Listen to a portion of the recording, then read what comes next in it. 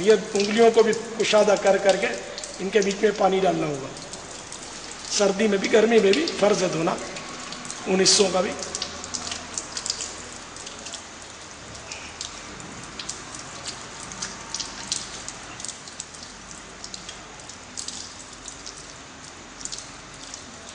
یہ بھی آدھی انگلی تک دھل گیا 3 بار الحمدللہ. اب اس کا بھی خلال یہاں اب الٹے پاؤں کے انگوٹھے سے شروع کریں گے, الٹے ہاتھ کی چھوٹی انگلی.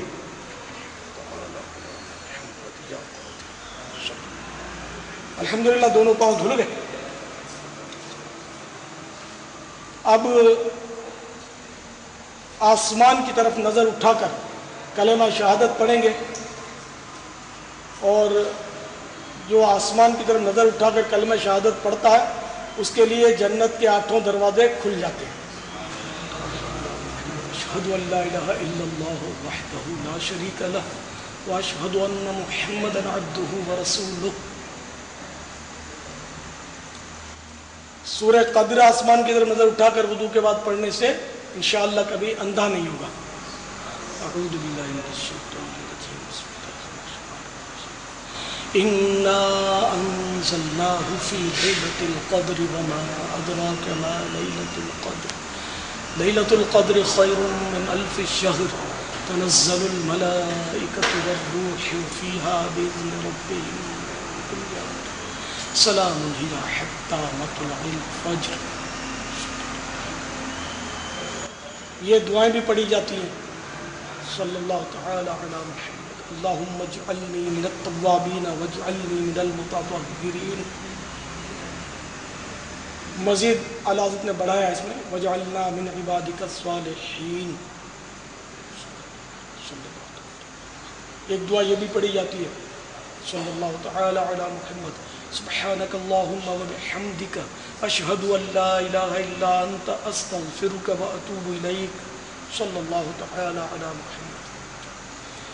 اب وضو کر لیا, ظاہری اعضاء دھل گئے. امام غزالی رحمۃ اللہ تعالی علیہ فرماتے ہیں کہ باطنی وضو بھی کیجیے. باطنی وضو یہ کہ گناہ سے توبہ کریں اور آئندہ گناہ نہ کرنے کا عہد کریں. یعنی یہ نہ ہو کہ گھر کے باہر سے تو رنگ روغن کر دیا اور اندر گند کچرا بھرا ہوا ہے. تو ظاہری وضو کی مثال امام غزالی نے یہی دی کہ ظاہری طور پر اعضاء دھل گئے اور اندر وہ باطن میں گناہوں کا میل بھرا چھوڑ دیا. تو توبہ استغفار کے ذریعے باطنی وضو بھی کیجیے. یعنی کیا باطنی وضو سے باپا کیا مراد ہے؟ سننے اور سمجھنے دیکھنے والوں کے لیے کچھ آپ ارشاد فرمائیے. حجت الاسلام سیدنا امام محمد بن محمد غزالی علیہ رحمۃ اللہ الوالی فرماتے ہیں کہ پانی سے ظاہری اعضاء دھو کر ظاہری اعضاء کا وضو تو کر لیا مگر باطنی وضو بھی کرے. اور باطنی وضو گناہوں کی آلودگی سے خود کو پاک کرنا ہے. اور اس کی مثال یہ دی کہ جیسے عمارت ہے اور باہر تو اس کے رنگ روغن کر دیا اور اندر میں اس کے وہی گندگی کے ڈھیر چھوڑے. جیسے کہ کوئی بادشاہ آنے والا ہو آپ کے گھر پر اور آپ اپنی عمارت کو باہر سے تو چمکا دیں گے, روشنی کر دیں گے, رنگ کر دیں گے, چونا کر دیں گے, مگر جب اندر کچھ صفائی نہیں کریں گے تو بادشاہ اندر آئے گا, اندر کچروں کا ڈھیر دیکھ کر تو گھر کو بے ترتیب دیکھ کر وہ بادشاہ خوش ہوگا یا ناراض؟ ظاہر ہے بادشاہ خوش نہیں ہوگا. تو اسی طرح آپ کے ظاہری اعضاء دھل گئے اور اندر وہی گناہوں کا میل کچیل بھرا پڑا ہے تو اللہ تبارک و تعالی کیسے راضی ہوگا؟ تو اللہ کو خوش کرنے کے لیے ظاہر کے ساتھ ساتھ باطن بھی اجلا کریں. تو باطن کو اجلا کرنے کا طریقہ یہ ہے کہ گناہوں سے توبہ کریں وضو کرنے کے بعد. تو میں باطنی وضو کرنے کی کوشش کر رہا ہوں, آپ اس کو سن لیجئے. الحمدللہ رب العالمین والصلاة والسلام علی سید المرسلین. یا اللہ میں اپنے تمام گناہوں سے سچی توبہ کرتا ہوں, میرے گناہ معاف فرما دے اور آئندہ گناہ نہ کرنے کا عہد کرتا ہوں. پروردگار مجھے اپنے عہد پر استقامت نصیب فرما. آمین بجاہ النبی الامین صلی اللہ تعالی علیہ وآلہ وسلم. ایک طرح سے یہ باطنی وضو ہے. اب جن الفاظ میں بھی آدمی کرے توبہ کریں گے. توبہ میں یہ شرط ہے کہ آئندہ گناہ نہ کرنے کا بھی ورنہ وہ توبہ ہی نہیں. جبکہ یہ ذہن ہو کہ میں آئندہ بھی گناہ کروں گا تو یہ توبہ نہیں ہے. دیکھا گیا کہ وضو کے لیے بعض لوگ آتے ہیں, وضو خانے پر آتے ہی پہلے نل کھول دیتے ہیں. اب وہ پانی بہنا شروع ہو جاتا ہے, ضائع ہو رہا ہوتا ہے پانی, اور اب اطمینان سے وہ اس طرح آستین چڑھاتے ہیں. تو یہ ظاہر ہے کہ پانی کا اسراف ہے. آستین پہلے چڑھا لی جائے اور اس کے بعد حسب ضرورت نل کھولے جائیں, اور جب ضرورت نہ ہو تو بند کر دیا جائے. جیسے کہ ایک ہاتھ نل کے دستے پر رکھیے, کلی کے لیے پانی لیا, نل بند کر دیا, پھر پانی لیا, نل بند کر دیا. اسی طرح ناک میں چڑھانے کے لیے پانی لیا, پھر فوراً نل بند کر دیا. اسی طرح مسح کرتے وقت بھی پانی سے جب ہاتھ تر ہیں آپ کے تر کر لیے تو اب نل کھلا رکھنے کی ضرورت نہیں نا, اسراف ہوگا. تو نل کو بند کر لیجئے. ایسا بھی نہیں کہ ادھورا نل بند کیا کہ وہ دھار کو باریک کر دیا آپ نے, نہیں, اچھی طرح پورا نل بند کیجئے کہ ایک قطرہ بھی نہ ٹپکے, اور پھر ٹھیک ہے مسح اطمینان سے کیجئے.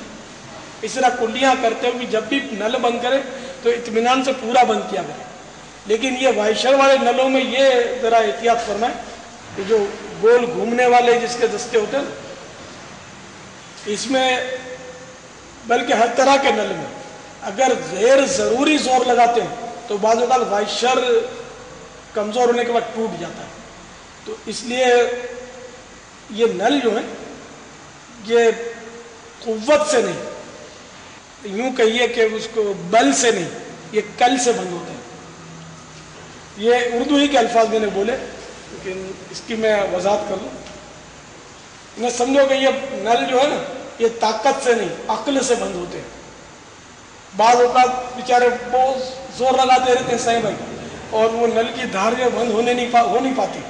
تو اس کا طریقہ یہ کہ وہ تھوڑا سا کھولنے کے بعد وہ ہینڈل کو تھوڑا آہستہ آہستہ گھمائیں گے اور پھر بند کریں گے تو یہ دھار رک جائے گی, بند ہو جائے گا نل اچھی طرح. یہ حکمت کی بات میں نے آپ سے عرض کی. اور اتنا زور نہ لگائے کہ وہ وائشر ٹوٹ گیا. اگر وائشر ٹوٹ جائے گا نا پھر تو نل بند نہیں ہوگا اور دھڑا دھڑ پانی بہنا شروع ہوگا. وضو خانوں پر مسجدوں کے آپ نے باہر یہ تماشا دیکھا ہوگا کہ وہ نل کھل جاتا ہے اور نل کھولنے والا ایک دم گھبرا جاتا ہے کہ اب یہ پانی تو رکنے کا نام نہیں لے رہا.